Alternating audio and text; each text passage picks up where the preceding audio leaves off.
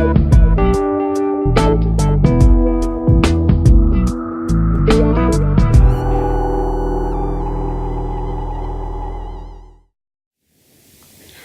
you for joining us at the Michigan Literary Network show. We're striving to bring authors and information to readers and writers. My name is Sylvia Hubbard, and I am the author and the founder of Motown Writers Network. And I thank you for joining us today. We have a wonderful guest today, and I am honored to be able to have him here as Dr. Eddie Conner Jr. I said all your titles right. I want to make sure I said it right. Or do I have to put other stuff? But we'll get to that. Who is a speaker, an author, a college professor, a TV host, and he has his new book out today called Life. Yes. Which is it will be your fifth one? Your fifth book. Ninth. Oh, yeah. Oh, God. It's been a long journey. We've been together a long time. So we're going to go into the show because we have a lot of questions for you. So you're a king at breaking through tough situations. You were diagnosed with stage 4 cancer when you were how old? And did that shape your life to the man you are today? Yeah, I'm literally a living witness. I think your test of testimony, and of course, just an incredible honor to be on your show. Aww. And the guru of the game in this the Great Lakes State. So Right. Michigan Literary Network, you're doing an incredible, phenomenal work. So Thank you. to be able to be on your show is an absolute honor and a privilege. So really, I believe your test of testimony, your misery is ministry, your mess is message, your stumbling block is a stepping stone. In many cases, what God does, He uses your setback and set up for your greatest comeback. He makes your tragedy your strategy. Right. And so to be diagnosed with cancer as a tender teenager, to where I was diagnosed with NHL. For me, I thought it stood for National Hockey League. That's right. That's usually popping in your mind. As I'm getting ready to be on the zone of the Detroit Red Wings. Right. I don't even like this sport. Right. What is that? Yeah, I'm tired of seeing folks hit something black. Right. We're going to change it. Right. Another color.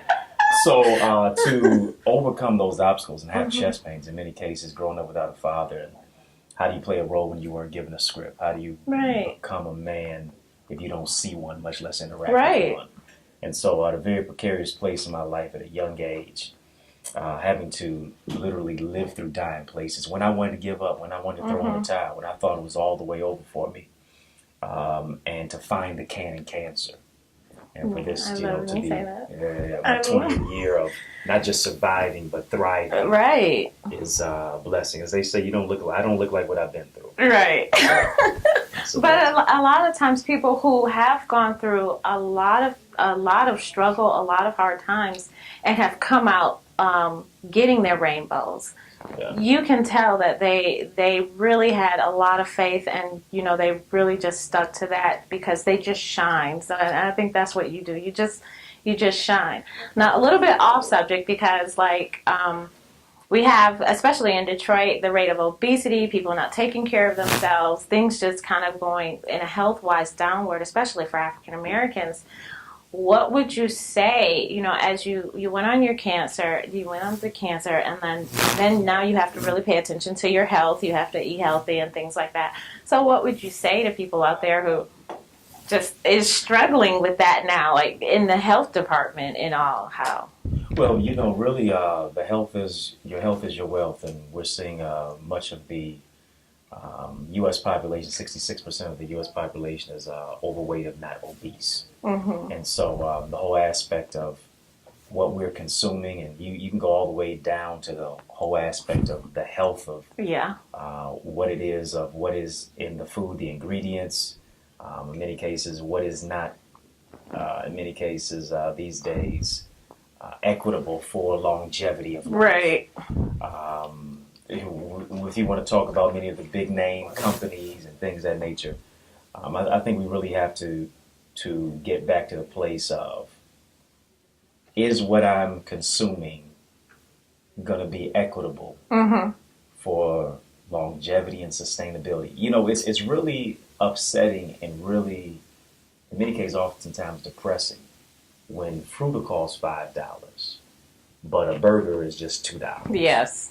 So, or a bag of chip is 50 cents, and then right. a banana is like $3. Like Exactly. you're like, what? You're at the gas station. Like, are you serious? Right. I got. The inequity in many cases in what a consumer is going to consume. And so when you have those choices of being able to, in many cases, it's expensive to eat healthy. Yes. But it's expensive also in the long run to eat unhealthy. Yeah. And when you grow up in communities where it's liquor store, gas station, liquor store, and it's a cesspool and a cycle to where you got more weed stores than you do grocery stores. Right. You know, you got a McDonald's and a Burger King on every corner Right. of the hood. And you can't hardly find any good produce. Right. So in many cases, how do you produce longevity of life? So It's set these are up, some things, it's set up for failure. Yeah, the system and the cycle of it. So thankfully, I've been able to curtail many of those things and to really help to fight. You know, your body's got to have that fuel to live and to strive and thrive. And it is a mind over matter kind of thing, and where I got to pass by these McDonald's and I got to pass by the liquor store.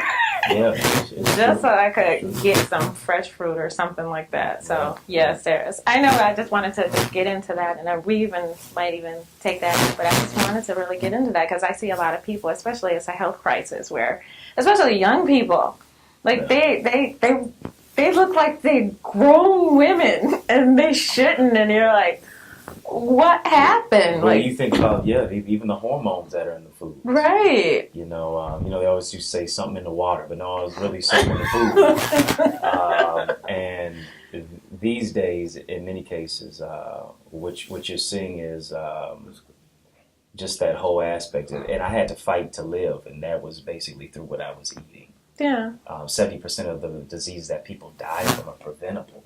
Right. And so a lot of times it goes back to what we're eating on a daily basis. Right. I've realized that it has become a big thing. So we're going to go to the next one. I know we got a little bit off, but I thought that was so, especially since we were talking about health and how that's becoming a bigger crisis for us.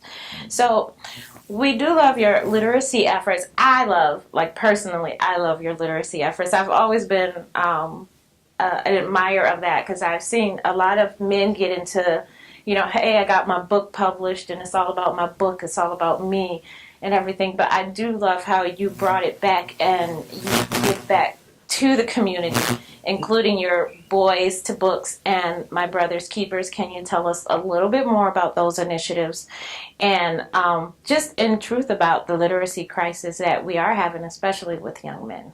Yeah, with the whole aspect of that, that whole Boys to Books piece, I really wanted to create a program, and I did my master's in reading and literacy, and I saw in many cases how literacy and incarceration are so interconnected.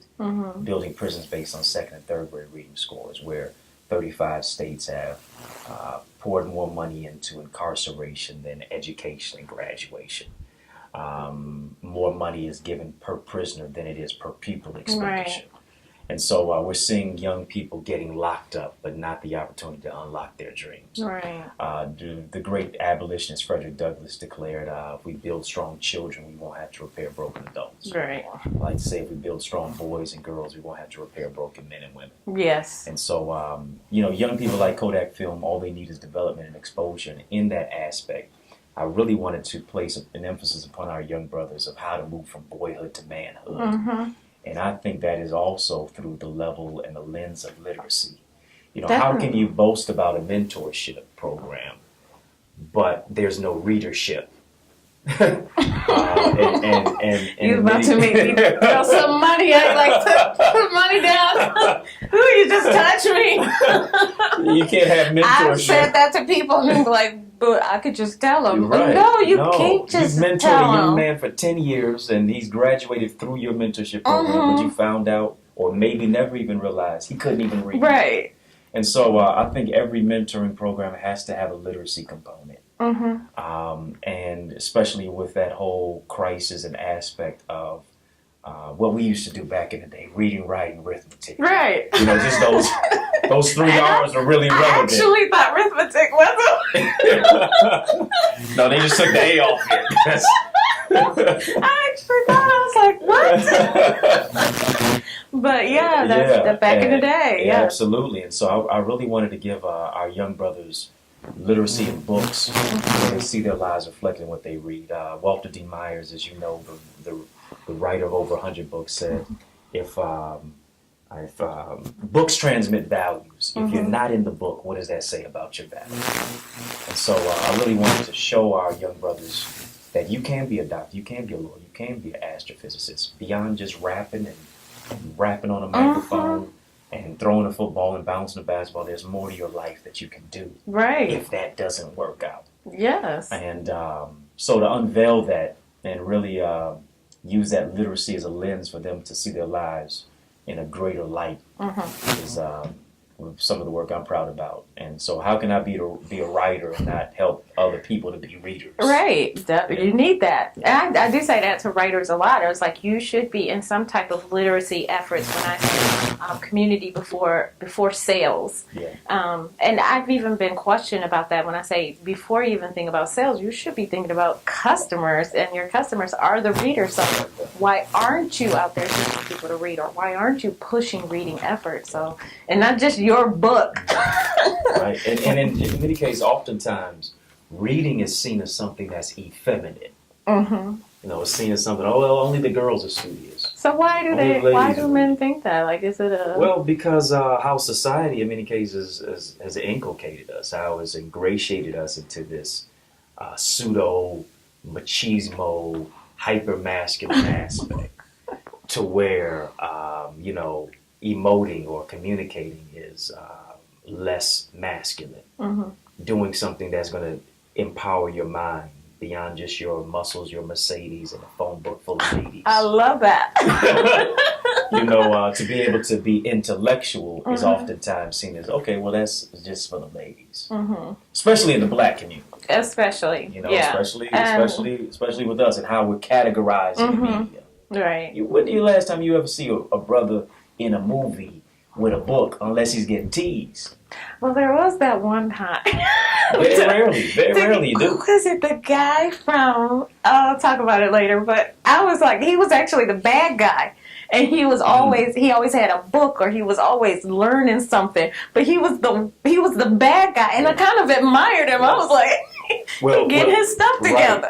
And one good depiction of it was Denzel when he was in Equalizer. Yeah, yes. So that was at least they put a book in his hand on that one. Or maybe he said, no, we gonna show that I'm not just a fighter, right. I'm a reader too. And I fight with my mind. Well, we will, yeah, you got that one up. Yeah, absolutely. What did Nelson Mandela say? He said the most powerful weapon is that you can use to change the world is education.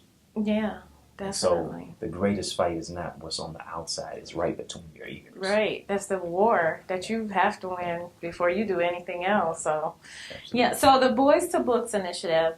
That's available to find out more information on your website as well? Without a doubt. EddieConnor.com. Please put some respect on my name. Eddie, EddieConnor.com. Yeah, so you can get more information about that. And so glad that it was a springboard to use for former President Obama's My Brother's Keeper. That's awesome. Yeah. That's awesome to be able to contribute to his legacy. Yeah, did a congressional resolution dating back to 2012. And a year and a half to 2 years later, I helped to become a blueprint and the basis for MBK. Amazing. Yeah. Yay! And I know you. So I feel good. No, it's the other way around. I need an autograph when we wrap this up. So okay, so we all have a story to tell, sure. And but tough times seem to always come for people. There's one after another, whether it's through illness, family, personal drama, and financial, or even more, like all coming at you. What advice would you give to others in how to break through to write the book they were meant to publish? Yeah, I think we all have a story to tell.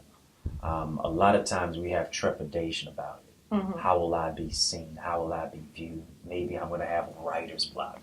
We always have so many thoughts in our head that will seemingly talk us out of the opportunities that are ahead of ourselves. DJ Khaled had a rap album.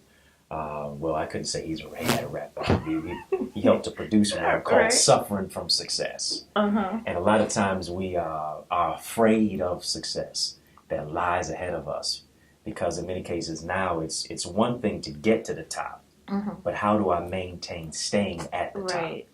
And so, they say 80% of Americans want to write a book. I don't even know if it's 2% that actually do. Because of the idea, I don't know how I'm going to fund it. How will I market it?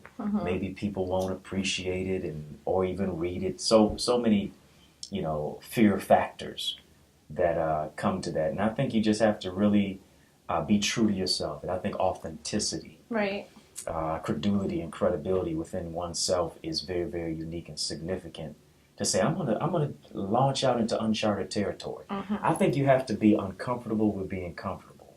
Then you also have to be comfortable with being uncomfortable. Yes. And in many cases, the way to get to the next level is to do what you don't feel like doing, much less against the current that's pushing you. One thing I'm flying all the time, and I realize this. Sometimes a plane goes to 45,000 feet in the air, and in many cases, for the plane to get to the landing spot, to its destination, it's got to fight against the current and the wind. That's when that turbulence hits you. Absolutely. all the wind that is literally that's when your teeth start chattering. Yeah, it's can feel inculcating. It's coming against the plane. The plane has to literally push through all of that. For you to be successful in life, you're going to have to deal with the wind currents, the wind currents of depression, the wind currents of people telling you what you can't do, what you can't overcome, or much less become. But if you're going to get to your destination, you got to endure some trepidation. Yes, definitely. I think it was back when you had first come out with your book, and I was going through a lot of things, with Motown Writers Network and being an author.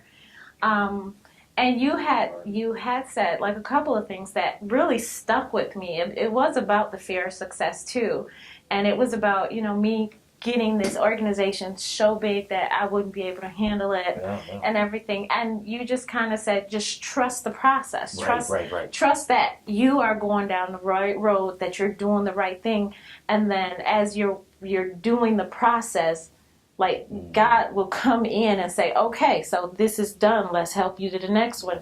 So like once you achieve one thing, then you can get to another. Where I think like some people think success is like hanging off of a mountain and you're just flailing there. And like, how do I keep hanging on? But it's not really that. It's like you come to a plateau, you see what you've done as success, and then you're looking for the next thing up. And that's how I kind of like, when I was hearing you speak, that's kind of how I imagined it.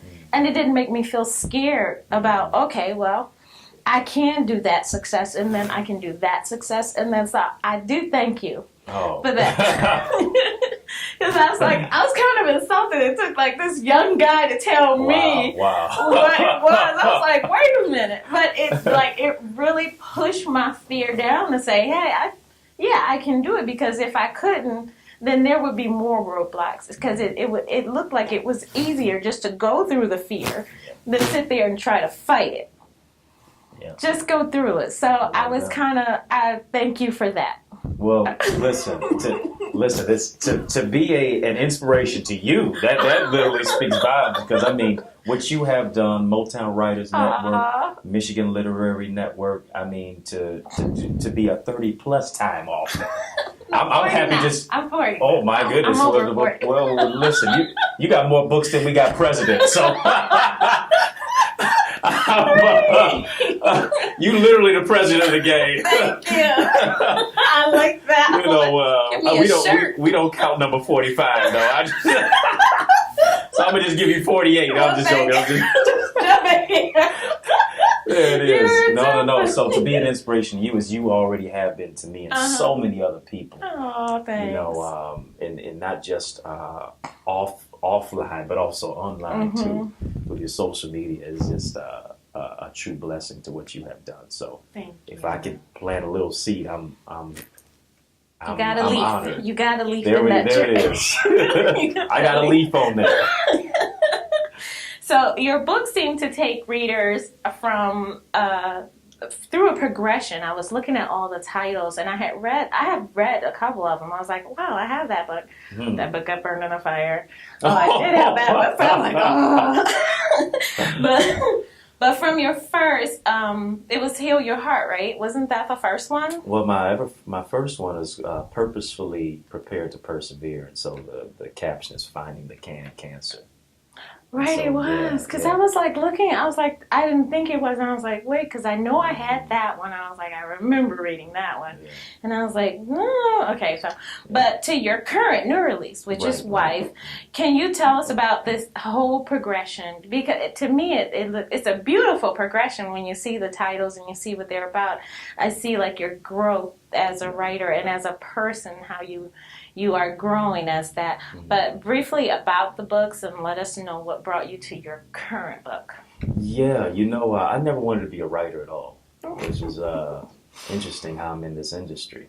Never wanted to be a writer at all, never was interested in being an author and all that jazz. I was about 23 years old and literally had $1 and a dream to my name in a dorm room. Up in college, and my mother said, you need to write your story. She'd been telling me this for years now. I said, I'm not writing my story. I'm not going to share about how I had cancer and many of those things. And so I decided to do it. I said, I'm only going to write one book in my life, and I'm dedicating it to you, Mom, so you can get off my back. And went through your fear. Yeah, it is, right. I literally went through my fear. And all those things that I was talking about earlier, about how would people view me and the story and all this stuff and my struggle, how would that be viewed? I didn't want to share that. And so I decided to write it, and as I was writing, I was healing because I had bitterness towards my father for not being in my life, not even showing up when I had cancer, and many of the other obstacles that I had faced, and insecurity and masculinity. And so it became a great breakthrough for me, and I said, I'm only writing one book and I'm good. And everybody kept asking when's the second one coming. So rolled through all of those, did Collections of Reflections, did my third one, which was Econ the Icon from Pop Culture President Barack Obama. My fourth one, I think that was Heal Your Heart. Yeah. No, that was Unwrap the Gift in You. Right, that's the one I was looking for because I was going through. I was like, there is. Okay, I didn't see that. Okay. And so finding your gift through adversity and oftentimes animosity. Then Heal Your Heart about relationships. That was the first run that I got through in regards to relationships and healing from broken relationships. And then I did My Brother's Keeper. Book to men. Somebody always said, when you gonna write a book to men? I said, well, I already did that before I wrote a book to women. So really, My Brother's Keeper with that whole aspect. And in many cases, I talk about some of the work that I did with MBK, President Obama's My Brother's Keeper initiative. Then I went to Dear Queen. Then I went to Woman. I'm probably missing a book in there somewhere. And then also now I'm at the new one called Wife. So I define wife, and I can take it. Yeah, go ahead. Yeah. Can I pick up my own book? So, wife stands for inspired, faithfully empowered. Oh, I like that. Where's the shirt?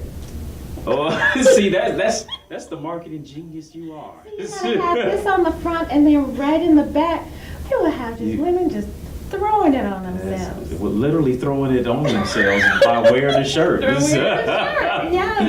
Oh, I love that. Yeah. Go ahead. I'm sorry. Yeah, this book, Wife, is really a great turn and tide in regards to connecting with so many people. Went #1 on Amazon, which was an absolute blessing.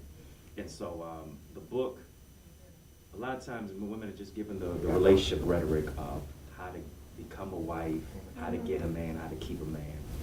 But very little do you hear, if at all, how do you prepare men to be good husbands and fathers? We're not necessarily hearing that type of rhetoric. And so I wonder, really right from that whole perspective, and I'm always asked two questions. One, how old am I? Yes. And I tell people all the time, I know I got a bearded baby face, but I tell people all the time, I'm older than Michael B. Jordan, younger than Michael Jordan. Between there. That's my creed 1, 2, and 3. Right. But the second question is, when am I going to get married? Right. And in many cases, it's an intrusive question. It's a question that people asking me as if I'm unemployed and I need a job. Right. And so it's very, as I said, intrusive.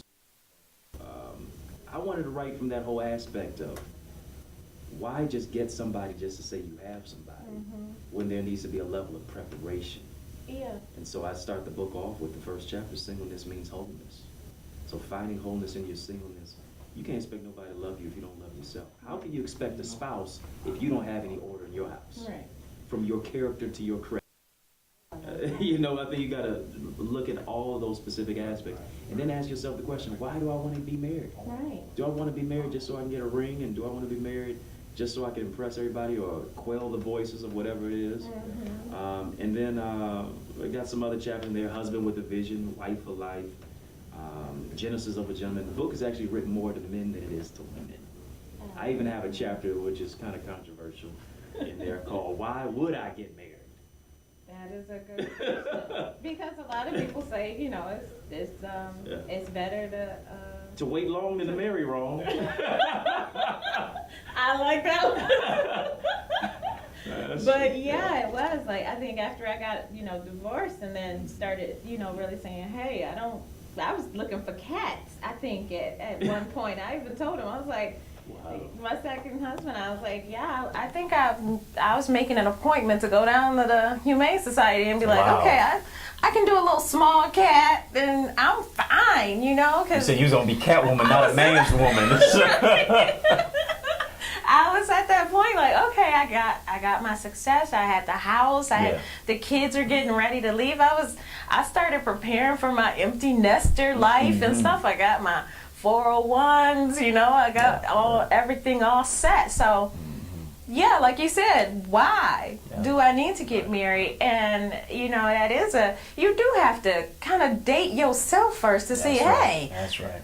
What is this? I didn't know I even liked this, or you got to accept those faults and those horrible things that you know at some point it's never going to change. Exactly. I'm going to say sorry, but I'm going to do it again.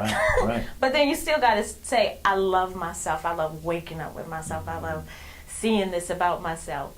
And then, like, that's when you can let somebody in. I think that's been especially with single moms. A lot of moms do ask me now, and I feel it's an intrusive question when they ask me, well, how does it feel to be married? What kind of question is that? How does it feel? It's just, you just got a ring. To me, that's the only difference. It was like having a best friend, and we just decided to be best friends for life. That's good. So it was just, but that's the second question I always get, especially from single moms who've been single moms for 18 years and giving up that power. That they should have never given women that power. Giving them the power in the household where everything is your way, and when you say jump, they say how high, and things get done. And then when you have somebody else to come in, especially, you know, the man comes in and you're like, I'm supposed to submit, but what level do I do? And do I do a 21st century submit or a 17th century submit? You know, you gotta like, where's the line where I feel, okay, I still have control of myself, but I want to be with you. And I always tell him, I say, I just go back to I say, if ever I have doubts about, or I feel frustrated about, you know, the pulling of the power, because I am a control freak. I say, I go back to the basis of why I wanted to be with you, and that's because you're my best friend. And as my best friend, I want to do anything to make you happy. So that just rules out everything. Okay. Let's do it your way. That's true. And I think that is the foundational element, the base principle. You know, there is no strong relationship without first a friendship. Yeah. And people always want to jump those hoops and loops. Right. They just think it'll come. Right. And it doesn't. You know. It never just comes. It's date one, so we get married on date two. No. But that's what they're doing now. I couldn't believe it. So yes, they are. Yeah. So bringing wife to the forefront, how has the reaction been from the readers? Yes, it's been absolutely profound. And not only am I getting it from the singles as I wrote the book to, or just the women, but men, and more so married couples, which is absolutely unbelievable, because I did not write the book at all for married couples. You know, I wrote it as a single man, empowering other singles like me of how to prepare. And a lot of married people have told me, you know, I'm going to read this book with my spouse because there may be some things that I've missed or some things that I need to work on. Right. That I missed in my singleness that can really bring about a marital bless instead of a marital mess. Right. And so that has been a refreshing aspect, and to, you know, just really when you put your content out there, you never know how it's going to hit, how readers are going to necessarily feel about it. You may have an inclination because certain things hit you as you're writing it. Right. But to really get, in many cases, the reaction of, wow, this was what I need. Yeah. This is what I'm using as a blueprint to prepare. Uh-huh. This has caused me to investigate my life in a greater level, in a greater place. Is what it's all about. And, you know, rather than putting the onus on everybody else, I think it's got to be on us. You know, I'm not a movie watcher by any means, but I remember this movie, Jerry Maguire. Yes. And, you know, the actor Tom Cruise, he's playing a sports agent, and he, in many cases, develops and strikes up a relationship with a young lady, and she says to him as their relationship is blooming and blossoming and growing, she says, "You complete me." Right. I said, "Oh, wow, well, what a wonderful way to say that. How incredible, how splendiferous and magnanimous are her words to him." And I said, it's just so incredible. And as I thought about it some years, as I've grown and developed, actually the word, it didn't really mean much, because nobody completes you. Right. Only God does that. People in many cases cannot complete you. They can't fix you. They can't Jan Van Zant your life. They can't make you whole. If you're depleted if you're incomplete before you meet them, you'll be depleted when the relationship is over. Right. So I think you have They're to not a Band-Aid. Yeah, no. They're not going to bandage what is hemorrhaging in your life. Right. And so to find a level of wholeness and understand that you are complete, singleness does not mean brokenness. One is a whole number. You know, my favorite two classes in school were gym and lunch. I love chasing girls at gym and then sit down and eat with them at lunch. But math class taught me, if I don't remember nothing else, one is a whole number. Right. I'm one person. I should be whole in my level of growing through. Right. Yes, there's going to be some place of brokenness. Right. But I should move to a level of wholeness. That is And awesome. greatness, because I'm going to attract who and what I am. Definitely. Oh yeah. Definitely. Yeah, and I think that's what I think a lot of people who are single, they get to that point where, okay, you attract what you want around you, but it's really all about how you feel about yourself. That's what you're attracting. So the better you feel about yourself, the more confident you feel about yourself, the more you love yourself, then you really can pick and choose who you want around you. So the negativity people, the emotional vampires, you can literally push them away just by being and loving yourself. I've learned that. Yeah. And that was an important lesson for me as, you know, as a mom and as, you know, as a writer, being able to, people say, well, how do you sit down and write the books? You get what you don't want in your life, and then you do what you have to do. Listen, drama leads to really incredible material. I say I'm boring off paper. Listen, we don't like a Mary J album when she's fine. Oh, right. Yeah, that song "I'm Doing Fine" or whatever. We don't like that. We like it when she got all the drama in the world. Right. You know, we like when she say no, when she's crying, no more drama. We don't want the song "Fine." We want no more drama. That was funny. And in many cases, the drama leads to great content. Yeah, it does, but not in real life. Not in real life. Just keep it on paper. Keep it on paper. I always tell people I'm bad on paper, so I can be good in life. Yeah. Keep it going. So tell people where they can get your books and how they can find out more about you before we continue. Without a doubt. You know, I say the revolution not only be televised, but it will be digitized. And that is, you can get my book at eddieconnor.com. That's EDDIECONNOR.com. Available on Amazon, Barnes & Noble, iTunes, Audible.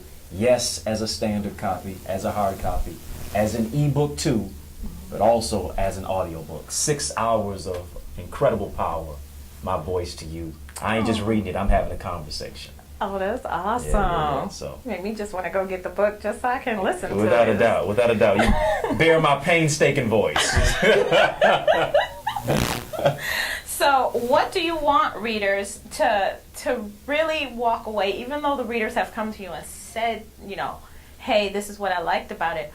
what is it? What would be the one thing you want them to just walk away knowing about this book? And such a great question. And the whole aspect is I'm talking about value, loving yourself, knowing your worth. But even more than that, becoming the right one for the right one, which is the caption. Oh, I like that. Yes, and in many cases, the right one for the right one is first you becoming the right one for you. You make me want to tweet like right now. Like, bring my phone so I can tweet. That was a good tweet. That was an awesome. Right, before I become the right one for them, I first need to become the right one for me. Right. And so, dating yourself. How can I expect you to enjoy my company if I don't enjoy my own? Right. How can I expect you to know about me and I don't even know myself? Right. That's inconsiderate to you. And so, becoming the right one, and in many cases, that's taking off the mask. That's healing from the vestiges of our past. That's growing through what we've been through. That's finding a testimony out of our tests. That's taking the time to ingratiate ourselves and spend time with ourselves and understand just because I'm alone doesn't mean I'm lonely. Right. And a lot of times we go into relationships looking for somebody to fill a void within ourselves. And so be a couch potato to yeah. protect our house. Right, You can get a dog for that. Right. Right. That's true. And you know, another thing that I write here in this book as well, a lot of times we wait to get married to build a business, to write a book, to start a nonprofit organization. And in many cases, sometimes you're going to meet the person who you're supposed to be with while you're already doing that. Right. The person who you may marry may be wanting to may read the book. Thank you. May help you to sow a seed into your nonprofit organization. Be a customer of your business. Without a doubt. Or, yeah, right, and partner with you. Yes. So you don't just meet a spouse when, as I said before, when there's no order in your house. You meet them when there's order and when you're moving in the place of partnering with your purpose before you find a purpose partner. Yes, definitely. How can you expect to get a purpose partner and you haven't even partnered with your purpose? I've seen that. Don't get me started on those and it Facebook leads to husbands. chaos and mess, right? Facebook husbands to be. Wow. They be praying for their husbands to bring wealth into their lives. Praying but not working. Faith without works is dead. Right, definitely. After there's prayer, there needs to be prepare. Don't get me started, because you might have to put some dollars down for me. Now that's a tweet. You can sow a seed. Hit me up on Cash App, PayPal. Oh my God! Don't stir. God, don't stir. I'm just saying. So, what has been the hardest part of being an author? Because at the beginning of your journey, you really didn't want to be a writer. So now that you are an author, what has been the hardest part? The hardest part is finding balance because it consumes you. I mean, sometimes you just lock yourself away. Very little socializing for me. Sometimes it's 3 months at a time. Sometimes I'll write 10 hours a day, and I hadn't eaten. I hadn't eaten. Those are the fun days. Didn't work out, none of that stuff. You're almost pulling your hair out to a certain degree. Yeah. It can get frustrating because as a perfectionist as I am, and you seem to be maybe a little type A too. When it comes to my writing. Yeah, when it comes to your work, you know, that's your. I don't have any children, but all those in my 9. I got 9. Each book is a child, right? And I'm trying to rear it. I'm trying to raise it. Yeah. I'm trying to market it. Right. You know, trying to get it out there to the world. Yeah, absolutely. And so sometimes you're unbalanced. And so that's the hard part. Okay. You know, I people always say, well, writer's block seems like it should be. I found a way around writer's block. Yeah, really. And that's to write around it. Yeah, just right. And then it'll all circle back to you anyway. Right, it just comes right back to itself. Yeah, that's pretty much what I do too. That's the painful beauty of it. Yeah, it is. It's a torturous beauty, but it's great. Yeah. You're like, that's the best. Even when you've not slept, you've not ate, but you've written all day. it's like you feel really good. Like, You do. wow. You do. I And you feel bad if you don't. right. You do. Right. So we talked a little bit about the literacy rates that are low in Detroit, and even Mike Duggan addressed it in his address this month. So can you give suggestions as to what, especially particularly towards men in the community, what can they do more to encourage reading and literacy and just getting books in adults' hands, children's hands, just, more of Detroit doing more towards literacy in our community? Very, very good question.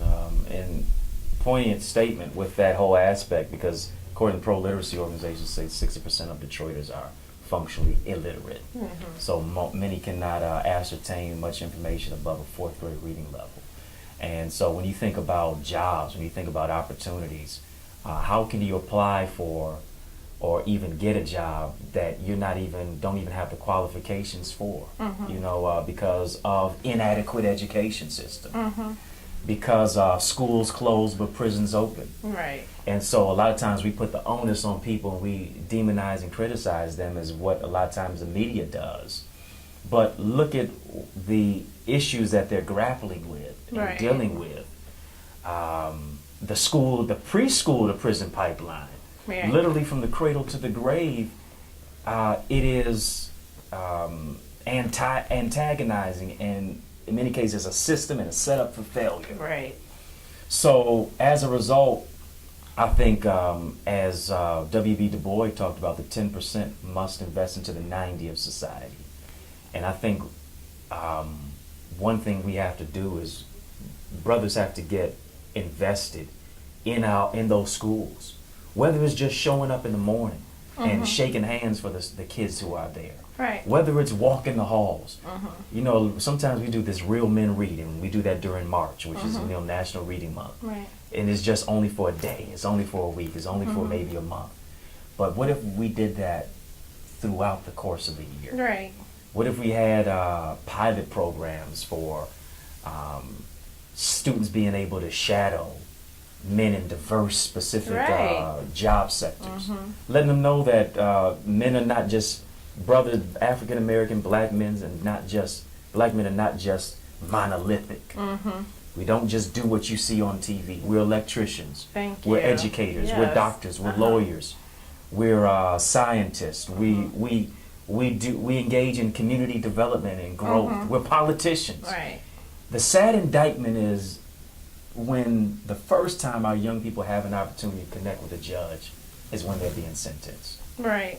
When they meet up police officers, when they're being arrested. When they connect with a lawyer is when they need somebody to defend them for a crime that they're accused or that which is alleged against them. And they learn about bail bonds. Right. Right. They shouldn't be And learning about that and you- when they're yeah. in that situation. And you learn about the system when you're incarcerated by the system. Right. So I think one thing we have to realize is, one of the great civil rights leaders said, everything that we were given, we lost. Everything we fought for, we gained and we kept. And so I think when we realize that over 200 plus years ago, it was illegal for black people to read in this country. Right. You'd be maimed, you'd be killed, you'd be lynched, because the oppressor understood that if I free you, psychologically, the physical change is going to have to eviscerate. Right. And so once we understand that, yes, we're not living in just the United States of America, but maybe the United States of Asia, because of what we have forgotten. And I think we've got to go back to the basic foundational element of not just buying Jordans, but buying books. Not just getting on Facebook, but putting your face in a book. Right. Not just getting likes on Instagram, but finding some love for the common woman and man. Right. And I think it goes back to that level of oral tradition, but also the written letter in the word too. Because I was actually speaking for a women's group about literacy, and I would them say, well, I don't have time for that. And I was like, well, everybody raise your hand who's getting a tax return back. And, the majority of the women all raise their hands. And I was like, especially if you're getting the earned income, you are going to be getting a substantial amount. I said, has anybody thought about taking any of their children on a shopping spree to a bookstore? Not one person in that group. It's about 50 women. Not one of them raised their hand and thought about that. And I was like, but you guys want more books in your house. You want your kids to read more books. But you're going to take that tax return and go buy things for them. Right. When you could just take them into the bookstore, find a book you like, you can read, and then after you finish it, bring me a book report. We'll go get that game system you want. We'll go get this, you know. That's how you can bring more literacy. Right. And in many cases, our young people, that literacy aspect is changing so many times. They're texting, they're tweeting, they're tagging on social media. And in many cases, they are using the forms of literacy. It's not necessarily with the type of literacy that we think about it. But The King's English. Right, the King's English. But it is evolving. And so the whole aspect of not just using software, but creating software Right. is a form to be able to control the narrative, to be able to tell our story, to be able to create our own forms of media. Okay. I think that's very, very important. Definitely. So, last question, and I know I've taken a lot of your time. Thank you for doing this. So, what Only you could make that happen. So, what advice would you share with others who are going through tough times that no one has ever told them before? Because you have the books, you have the shows, you have the Ileana Van Zant shows, you have, Getting Over shows and stuff like that. But what haven't those people who are going through tough times in all aspects of their life, and you can just say differently that would make them see how to get over? Well, we're going to share it on the Sylvia Hubbard Show. Okay. I feel honored and blessed. Absolutely. And I think it really comes from the place of tough times don't last. Tough people do. And when I share my story of all the things that I was told about how I would never make it. Somebody, as I came out of cancer, I wanted to fight him, I wanted to hit him, I wanted to do all type of stuff to him because they told me, I thought you died. And to be able to live through dying places and to overcome those obstacles is really what life is all about. A lot of times, we go through life parading around as if we're Superman or Superwoman. But oftentimes the S on our chest doesn't mean we're strong. Sometimes it means we're sad, we're sensitive, we're struggling. But we have to look inside and see that there's something great that's inside of it. There's still a little modicum of strength that is within us. And I think we have to realize this, that as long as you have a pulse, you have a purpose. If you're going through, you have to use that to a place of you're going to grow through. And ask yourself the question, if I'm in this situation, it's not necessarily to destroy me, but it's to develop me.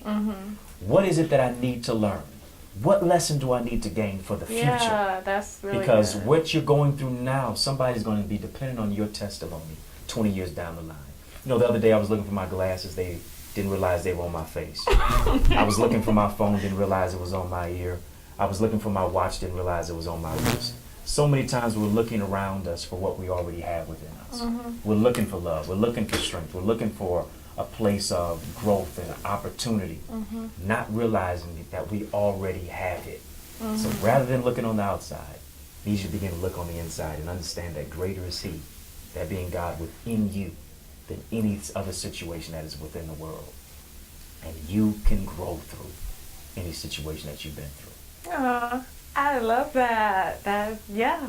Definitely. You just made me like go back through my whole life. Like, yeah, I got through it. I did get thank God. Absolutely right.